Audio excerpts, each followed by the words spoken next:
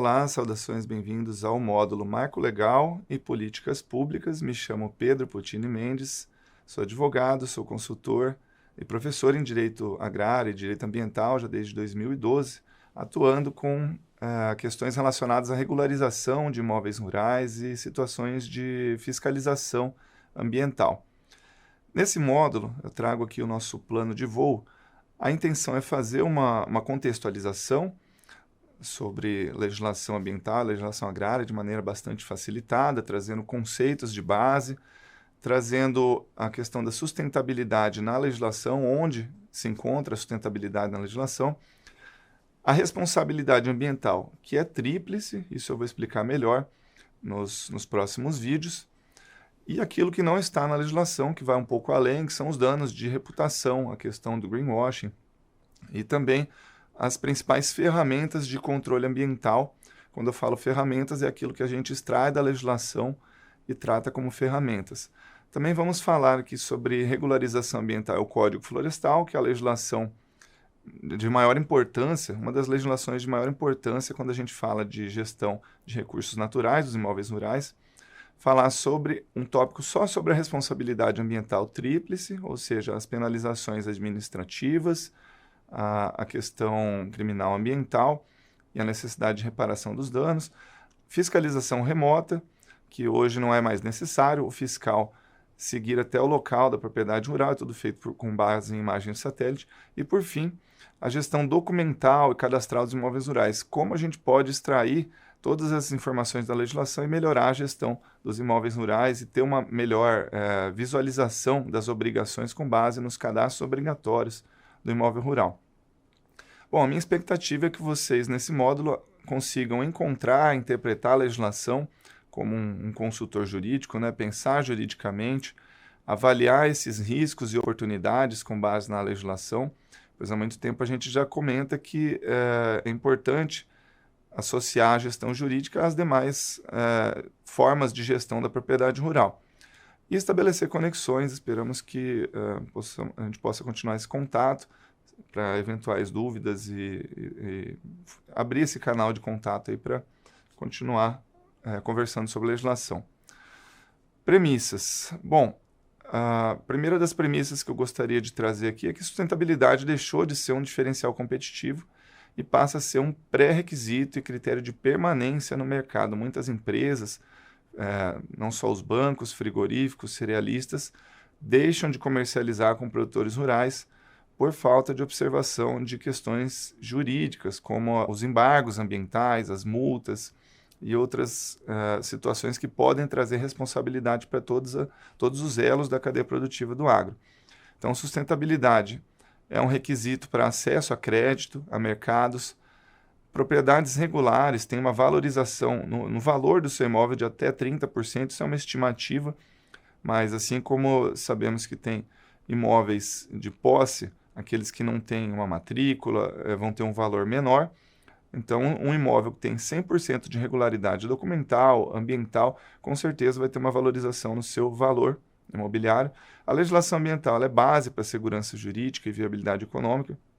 Conformidade, então, é fator decisivo na tomada de decisão de investidores, de compradores, de quem vai liberar crédito, trabalhar com essas operações financeiras de mercado, sem o risco de ser penalizado por estar fornecendo crédito, recursos financeiros para atividades que podem ser potencialmente poluidoras. Bom, temos aqui a ilustração da atribuição territorial do Brasil nesse mapa, que foi feito pela Embrapa Territorial, com base nos dados do Cadastro Ambiental Rural, onde as áreas em vermelho significam as terras atribuídas, de certa forma, ao governo, que não são as terras particulares, são unidades de conservação, terras indígenas, assentamentos, terras militares, e na proporção em cinza do mapa, as demais terras particulares, também as áreas urbanizadas,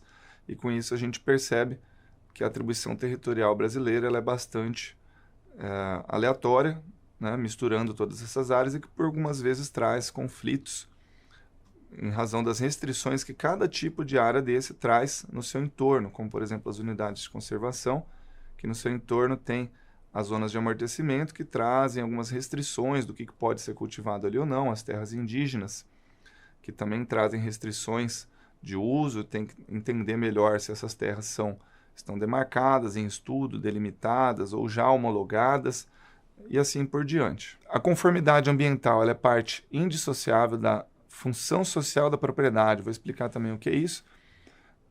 Então, isso tem um impacto no crédito rural, porque imóveis em desconformidade perdem o acesso.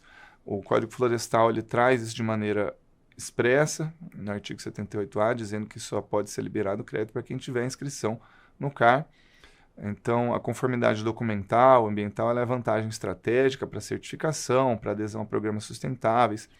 E, além disso, esse assunto todo tem relação com metas globais, como o ESG, as ODS, Finanças Verdes, 3 metas do ESG, da Agenda Climática 2030 da ONU, né? Agricultura sustentável, crescimento econômico sustentável e ação contra a mudança climática. Isso tudo reforça a importância da gente tratar de regularização ambiental e da gestão documental dos imóveis rurais.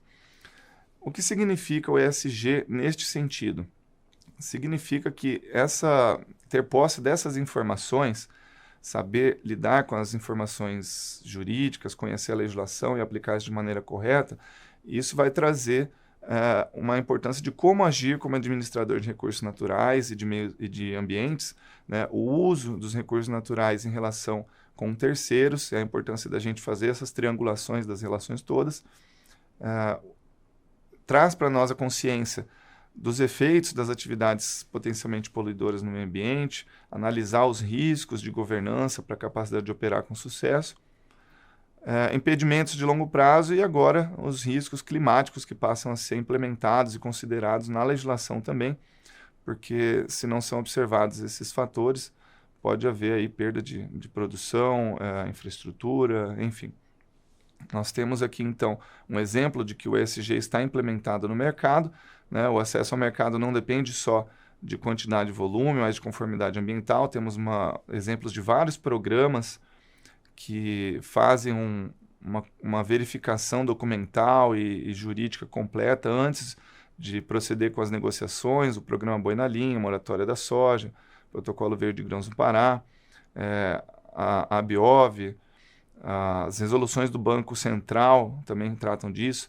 Coloquei aqui TACs, que são os termos de ajustamento de conduta. Esses termos de ajustamento de conduta obrigam frigoríficos hoje, principalmente na região da Amazônia Legal, a não negociar gado com produtores rurais que estejam em desconformidade jurídica, ambiental, né? Então, essas barreiras comerciais estão cada vez mais rígidas, rastreáveis e digitais. Por isso que a gente diz que sustentabilidade e conformidade são requisitos comerciais. Aqui tem um exemplo, né, de um programa que trata do ESG, da certificação, e bloqueia fazendas que têm essa desconformidade. E, por fim, comentar aqui que isso já está implementado até em normas internacionais. Temos a EUDR da União Europeia, que a partir de dezembro traz a rastreabilidade, a comprovação de desmatamento zero, mesmo desmatamento legal permitido, nas seguintes cadeias produtivas, né, de soja, carne, café, cacau, madeira. E com isso temos várias exigências legais hoje implementadas no mercado, não só a EUDR, né, exigida pela União Europeia, mas a rastreabilidade também é exigida pelos Estados Unidos, pela China. O CAR validado, nós vamos comentar sobre o CAR também. Ele é a exigência de frigoríficos, bancos, certificadoras. A certificação socioambiental é exigida nas cadeias do café, cacau e soja. E o controle de emissão de gases do efeito estufa, metano, também está presente em negociações com China, acordos multilaterais. Então, com base nessa contextualização, a gente avança agora nos próximos módulos.